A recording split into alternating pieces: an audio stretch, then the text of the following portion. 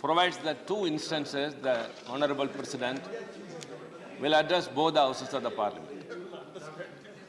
One after a general election, the first sessions, and the first sessions of every year. Sir, the President's speech is nothing but it highlights the government's policy priorities and its plan for the upcoming year. Sir, as a convention, the motion of thanks to the President for her address to both the Houses of the Parliament. Along with that, I would like to thank her for that, for having addressed, and I would like to congratulate her for one reason, sir. She has read out the policy note of the government without omitting, without deleting, without including anything to her wish. She has set a role model, unlike what has happened in the state of Tamil Nadu, the executive head of the state. The governor has done, the president has she has read out the speech as it was given to her. So she has set a very good role model, sir, and I would like to thank and congratulate her. Sir, it is 9 years this government has come to power. In one more year, they have to relook what has happened, and we too go back and see what all have happened. Sir, what has been in this country and what is now in this country is a very big thing to compare. What has been? Diversity and inclusion was. Now, adversity and exclusion. Sir, earlier it was unity. Now it is uniformity.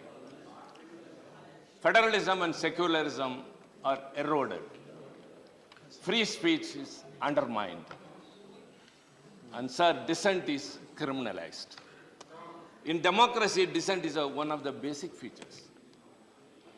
As Albert Camus, the French philosopher and the Nobel laureate, has observed that democracy is not the law of the majority. It is the protection of the minority. So many apprehensions are looming on the linguistic and religious minorities in this country. Sir, they are not just accusations we are leveling against. What we have experienced all these years. Sir, this government, to be very precise, I could say it is an embodiment of pro-rich policies and anti-poor activities. Sir, I would like to quote the President's address, one or two. By 2047, it starts. We have to build a Bharat which is self-reliant and also able to fulfill its humanitarian obligations. A Bharat which has no poverty and where the middle class is also prosperous. A Bharat whose youth and women power will be at the forefront to give direction to the society and the nation, and whose youth are well ahead of time. Sir, what we understand? So we have not realized all these things in the past years. We are celebrating what you call that Amrit Kaal or something, 75th year after independence. We have not realized. And this target is set for the next 25 years. We boast that we are the fifth economic power in the country, in the world. But the situation is that poverty has yet to be eradicated. And the middle class is to be prosperous. Excuse me. Sir, humanitarian obligations is yet to be realized. Let me say what all we have experienced in this country, in this government, sir. Number one, petrol and diesel prices were hiked 78 times during this regime, and 14 times only between this year. And the government has earned a revenue of 8 lakh crore rupees between 2018 and 21 only through petrol and diesel price hikes. And how it was spent, another thing comes. An RTI replied by the RTI, an RBI replied to an RTI very clearly says, 2 lakh crore bad loans were waived off in 2020 and 21. So the total write-off of loans over 11.6 lakh, most of which are only during these 9 years. And for example, we are basically an aggregate. The BJP in its manifesto promised that the income of the farmers would be doubled. But what happened? It has not doubled. Rather, the price of DAP has increased from 1,200 to 1,350. The price of urea has not increased, but the quantity has been reduced from 50 kilograms to 45 kilograms. Sir, very sorry, sir. We are all very much shocked at the incident what happened in Turkey yesterday. An unexpected earthquake has taken away the lives of 4,500 people. We all, of course, expressed our grief. But in this country, sir, in 2020 only, 5,579 farmers have committed suicide. That is 15 farmers per day. Shame. We call ourselves an agricultural country. Sir, this country withstood their economic recession in the past and even now, only because of the agriculture sector and the public sector. These two are targeted by this country. All policies, all things that they are doing are in favor of only the rich people, that is the corporates.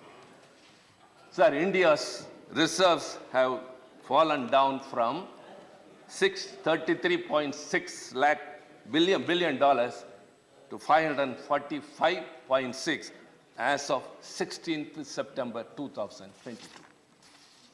Sir, what all has been done? The government has done all these things, but another thing, sir, the inflation, which is very, very important.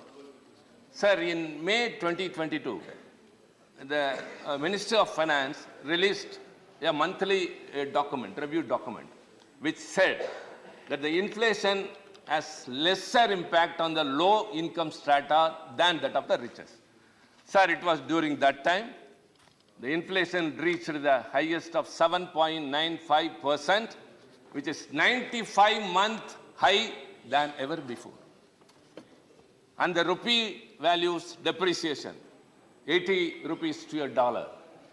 Sir, any person who does not know even much economics know very well that the depreciation of the value of money reflects on inflation, direct impact on inflation, and the devastating ramifications will be felt only by the poor and the middle class.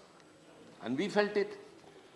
Sir, one more thing, sir, which would be shocking. They again say your GDP going high and all. 40% of the wealth generated in this country is owned by 1% of the population.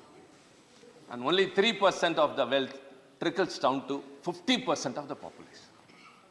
Sir, when the President address speaks much about women and youth, I'd like to say, women population has increased.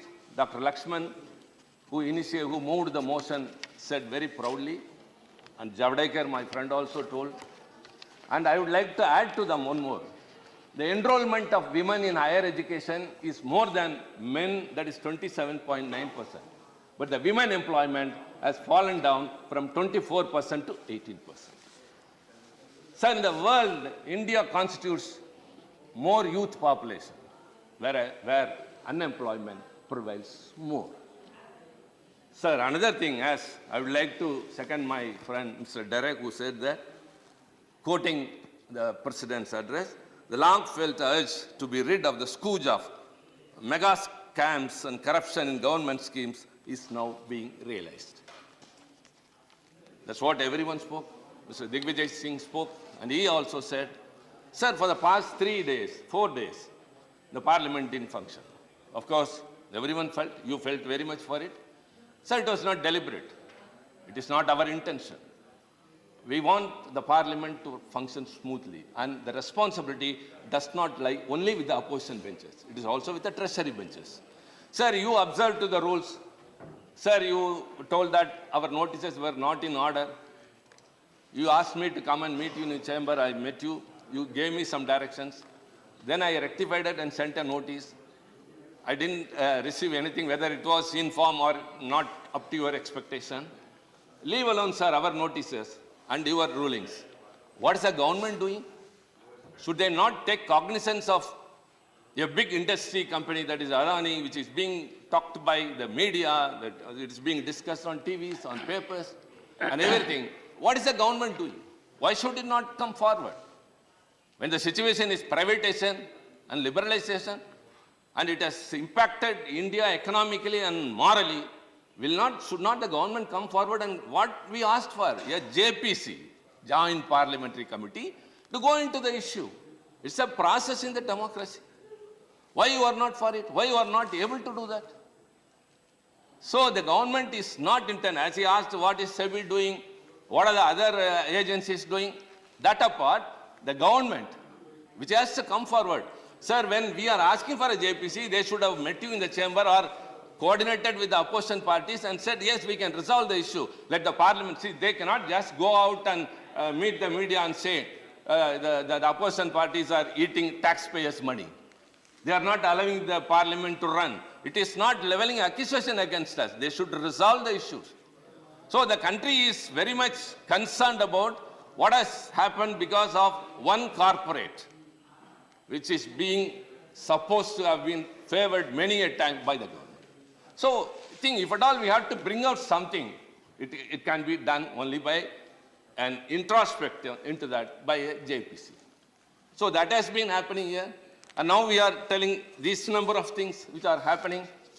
And sir, the government has earned 4.86 lakh crores of rupees in 3 years by way of selling the public sector undertakings fully and partly. 4.86 lakh crore rupees. What for? Sir, the public sectors are considered to be the temples of economy. Why are you so much concerned? Sir, I will tell you 2 examples. I think, yes, within my time, I have confined to myself. There are 2 things that have not come to limelight. One is Videocon. Videocon is a well-known company which has become bankrupt. But it has borrowed rupees.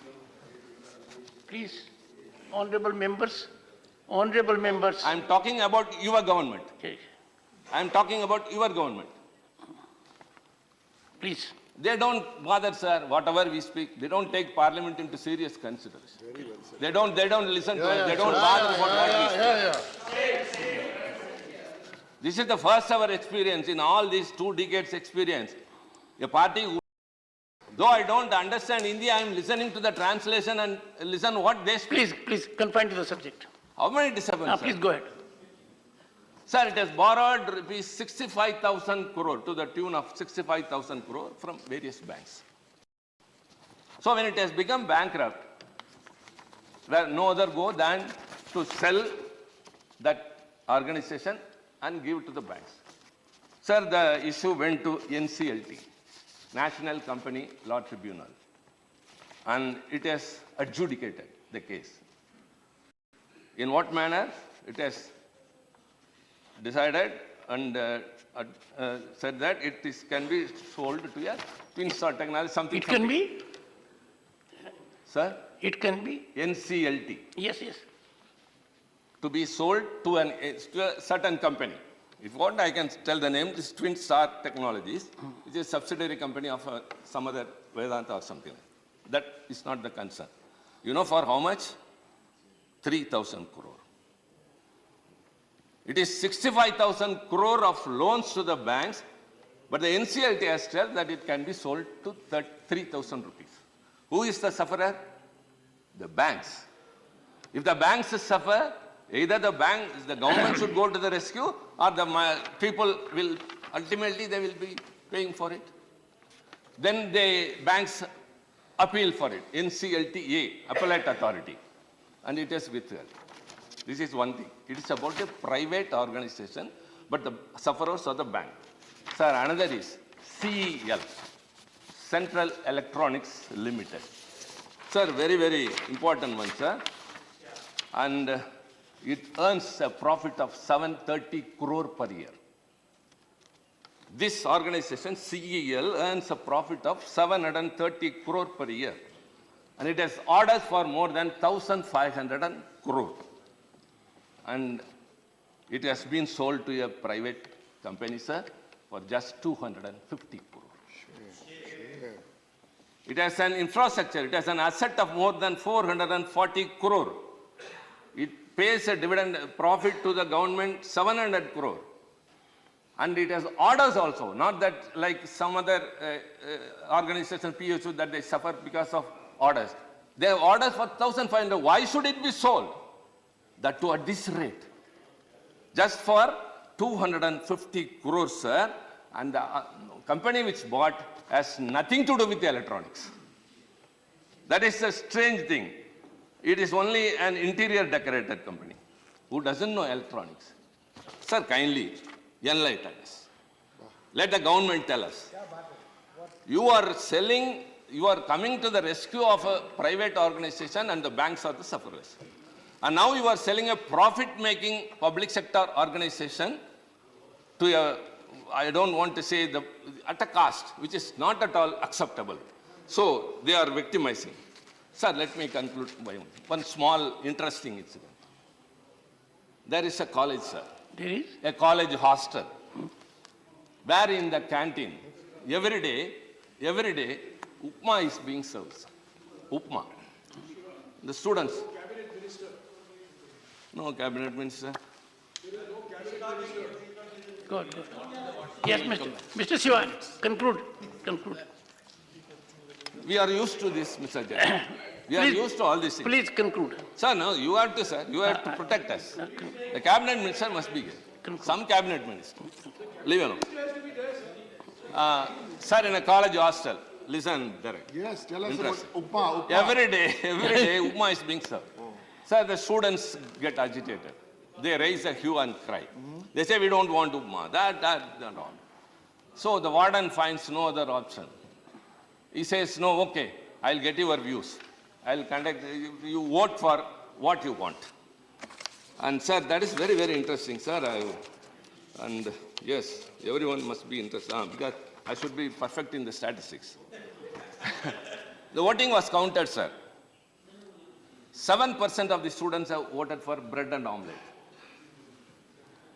13% have voted for puri. 18% for aloo paratha. 19% for masala dosa. 20% for idli. 23% for upma. Again upma. That is, sir, 2019. Because all the students were not united.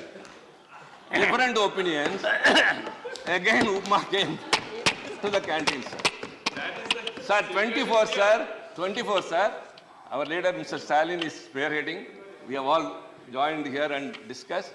All the students will come together, sir, and upma will be out of the canteen.